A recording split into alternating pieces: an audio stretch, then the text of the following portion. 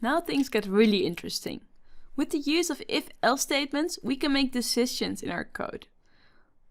We can actually specify two things with an if-else statement. We say if, then we give a certain condition, and we say if this condition is true, do the first block.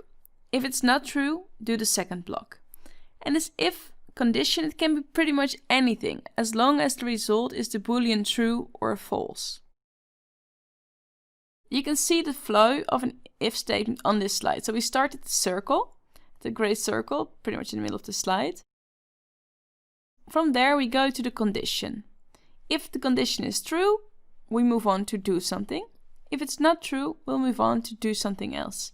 We won't ever do both of these. So it's always only one of these conditions, since the boolean can only be true or false and not both. So let's move over to IntelliJ to see some examples. Let's make a few easy examples here. So I'm going to make two ints. One int is x and the other one is y, which is just some other number. And I'm going to say if x is smaller than y, well, let's just say x is smaller than y. If that's not the case, and this actually, you can see this is already valid code. So this else block, it's optional, but we can specify the else. We'll say x is bigger or equal to y. So if we run this, clearly x is smaller than y, so it should just print x is smaller than y. There we go.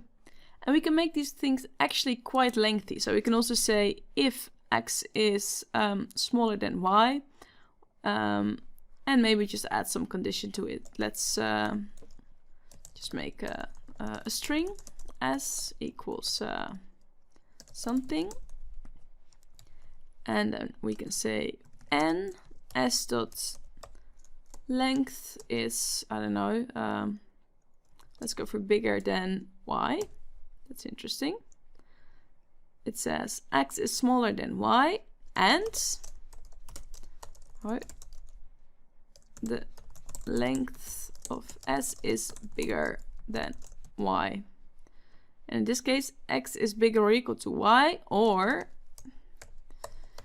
the length of s is smaller than or equal, oh come on, equal to y. So let's run this. And then we see that it's going for the second option. Since, well, y is still bigger than 10, that's true, but s.length something is only 9 characters and not 11 or more. So this is why this one is false. This whole thing comes down to false, and it's going to print this statement because it ends up in the else block. So say that we would have not said n, but would have said or. You can do it with these two pipes. If I then run this, well, the text is no longer valid though, but then we see that it's coming in the if block again instead of the else block. So this means, so if either x is smaller than y and or s.length is bigger than y, do this, else do something else. So you can make these quite lengthy. You could put pretty much anything in there as long as it results to a boolean. Then you can also make longer statements. So we can make else if and then go for else here. Oh, clearly if you have a next if, you'll have to have a next condition. So it could be anything as long as it results in a boolean. It's not for now, but you'll definitely see it in the reading that I'm recommending for this week.